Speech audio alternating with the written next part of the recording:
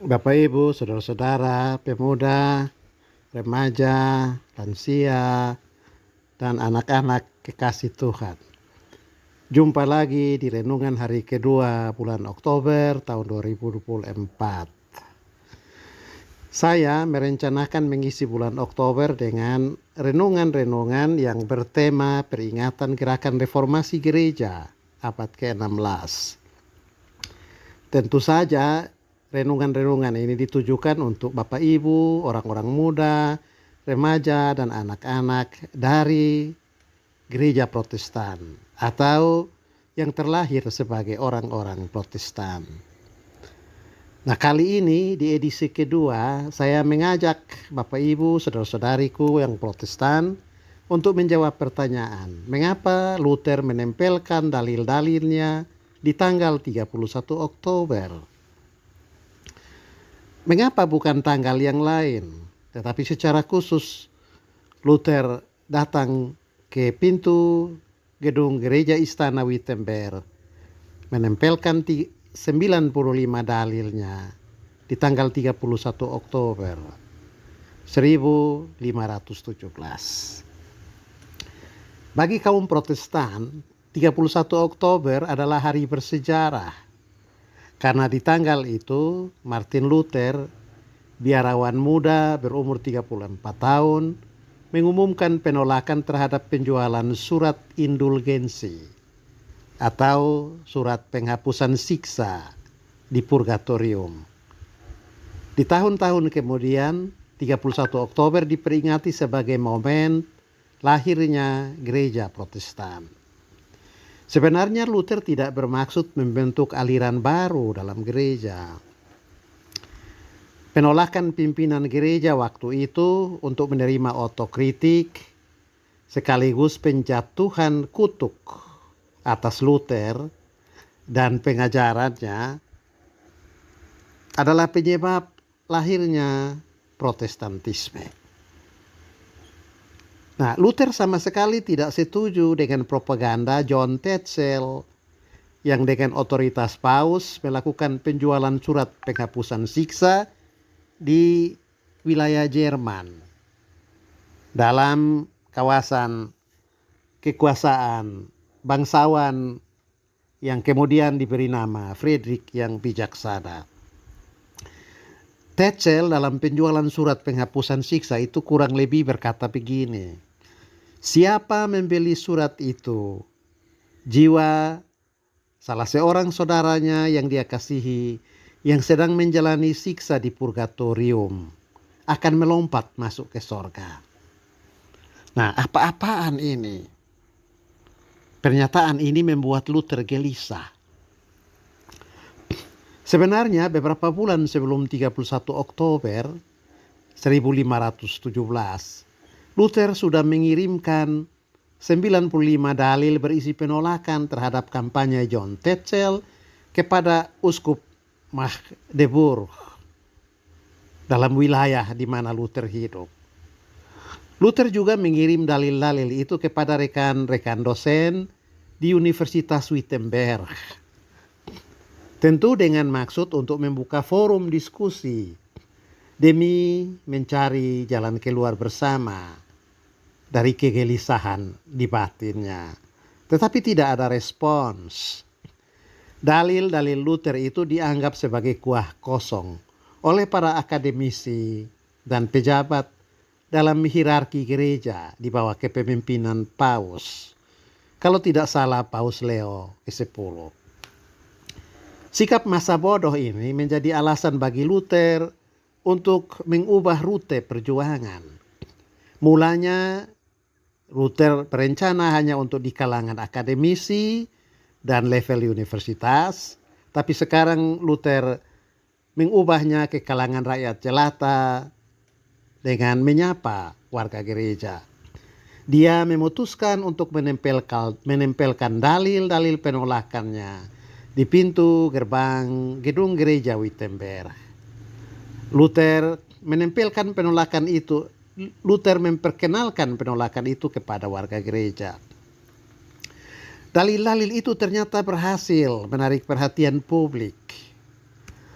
disebutkan bahwa dalam kurun waktu 2 minggu, dalil-dalil Luther itu sudah beredar di seluruh Eropa. Diterjemahkan juga dalam bahasa Jerman. Lalu kemudian 2 bulan, minta maaf, dalam waktu 2 minggu, dalil-dalil itu sudah beredar di seluruh Jerman. Lalu kemudian dalam waktu 2 bulan, seluruh Eropa dalam bahasa masing-masing telah membaca dalil-dalil Luther itu. Tentu saja itu terjadi karena orang-orang yang bersimpati pada dalil-dalil Luther memanfaatkan teknologi pada waktu itu, yaitu mesin cetak untuk menyebarkan ide-ide atau gagasan-gagasan. Nah, ternyata warga gereja tidak mengeraskan hati waktu membaca pernyataan-pernyataan Luther. Dan karena itu, gerakan reformasi yang dimulai di kampus dan berawal dari pintu gedung Gereja Istana Wittenberg mulai menyebar di seluruh Eropa. Sebenarnya sudah lama sih Luther gelisah dengan kehidupan gereja yang di dalamnya dia dibesarkan. Kegelisahan itu makin hari makin menumpuk. Perjalanan Luther ke Roma sekitar tahun 1513 atau 1514 sebagai utusan ordonya Agustin untuk menyelesaikan berbagai urusan administrasi, membuka mata Luther akan kemerosotan moral dari pejabat-pejabat dalam hierarki gereja. Studi yang dia lakukan terhadap Alkitab sebagai persiapan untuk kuliah-kuliah kepada mahasiswa teologi di Universitas Wittenberg makin memperkuat gejolak batin untuk melawan.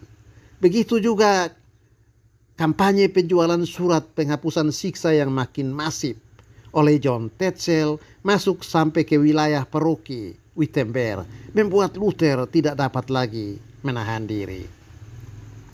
Lalu karena itu pada tanggal 31 Oktober 1517 dia berangkat ke pintu gerbang gereja Wittenberg. Lalu apakah penempelan dalil-dalil pada tanggal 31 Oktober itu adalah sebuah kebetulan? Atau mungkin pertanyaan bisa diubah, mengapa dalil-dalil itu baru dilempar ke ruang publik pada tanggal 31 Oktober? Apakah ada alasan pemilihan tanggal 31 Oktober? Begini, Luther memilih secara sadar 31 Oktober. Kita semua tahu bahwa tesis utama Luther dalam dalil-dalil itu adalah menentang penjualan surat penghapusan siksa bagi jiwa-jiwa yang sedang menjalani penyiksaan atau penyucian di purgatorium atau api penyucian. Abad-abad sebelum dan semasa hidup Luther, gereja mengajarkan bahwa tidak semua orang percaya langsung ke sorga pada saat mati. Ada orang-orang tertentu, terutama warga gereja, yang harus menjalani penyucian di purgatori. Jadi purgatori itu berfungsi hampir seperti terminal transit. Pejabat-pejabat gereja dalam hierarki, kaum klerus atau imam tertabis, tidak perlu lewat api purgatori, jiwanya langsung masuk ke sorga. Dalam arti ini, pejabat-pejabat gereja itu seperti warga kelas VIP. Tetapi warga gereja biasa, mereka ini kelas ekonomi. Karena selama hidup banyak terbeban dengan cedera insani, melakukan berbagai-bagai dosa, dan juga kelemahan etis dan spiritual. Dan karena itu jiwa mereka harus mampir di purgatori, terminal transit untuk dimurnikan.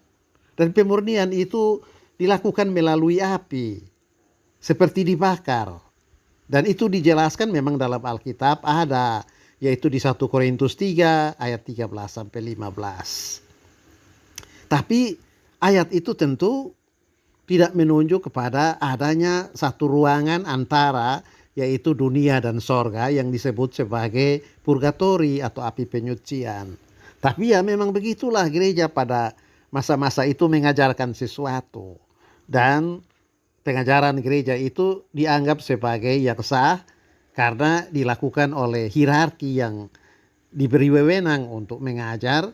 Lalu karena itu meskipun rujukan Alkitabnya tidak terlalu kuat, tetapi karena hierarki gereja mengajarkan itu, maka dianggap sebagai yang tidak mungkin salah. Nah, karena itu sudah bukan rahasia lagi sampai sekarang di gereja Roma Katolik ada kebiasaan berdoa bagi jiwa-jiwa yang sedang berada di purgatori. Doa itu dimaksud untuk memberikan jiwa-jiwa itu kekuatan bertahan dalam siksa. Sekaligus juga tentu memohon kemurahan untuk jiwa-jiwa itu dilepaskan dari api siksa. Dalam siklus liturgi gereja Roma Katolik, bahkan sampai hari ini, tanggal 2 November setiap tahun menjadi hari yang ditetapkan untuk misa bagi jiwa-jiwa dalam purgatori. Nah, sebagai imam, Luther tentu tahu hari raya liturgis itu. Dan biasanya sehari sebelum tanggal 2 November alias 1 November, umat berkumpul di gedung gereja, masing-masing tempat mereka menjadi anggota untuk melakukan ibadah-ibadah persiapan. Nah, Luther menggunakan momen persiapan itu tanggal 1 untuk mengajak anggota gereja mengkritisi praktek penjualan atau pembelian surat penghapusan siksa. Dan itu sebabnya sehari sebelum mereka datang ke gereja untuk lakukan persiapan, yaitu 31 Oktober, Luther menempelkan dalil-dalil. Dan Luther tentu tahu alasannya mengapa dia menolak atau menghimbau warga gereja untuk bersikap kritis terhadap penjualan surat penghapusan siksa. Karena Luther belajar dari Alkitab, keselamatan tidak diperoleh karena jasa manusia. Misalnya melalui pembelian surat indulgensi. Keselamatan juga bukan pemberian gereja atau para klerus. Keselamatan adalah anugerah, seperti yang ditulis secara gamblang oleh Paulus di Efesus pasal 2 ayat 8 sampai 9. Bapak Ibu pemuda dan anak-anak bisa baca sendiri. Saya ulang, Efesus 2 ayat 8 sampai 9. Nah, jadi penempelan 95 dalil pada tanggal 31 Oktober 1517 ya, itu bukan sebuah kebetulan. Tanggal itu dipilih Luther secara sadar sebagai antisipasi menghadapi misa 2 November yang menjadi satu ritual ibadah dalam perayaan liturgis gereja Roma Katolik yang juga berlaku pada masa itu. Nah, bertepatan dengan perayaan doa bagi jiwa-jiwa di purgatorium, Luther mempublikasikan dalil-dalilnya berisi penolakan atas praktek doa terhadap jiwa di purgatorium, sekaligus penjualan surat penghapusan siksa. Demikian edisi kedua. Sampai jumpa di edisi ketiga. Salam reformasi. Ecclesia Reformata Semper Reformanda. Dan reformasi bukan baru berhenti, bukan sudah berhenti tahun abad ke-16, tapi terus berlangsung. Dan pijakan bagi reformasi itu adalah kitab suci. Sola Scriptura Verbum Dei.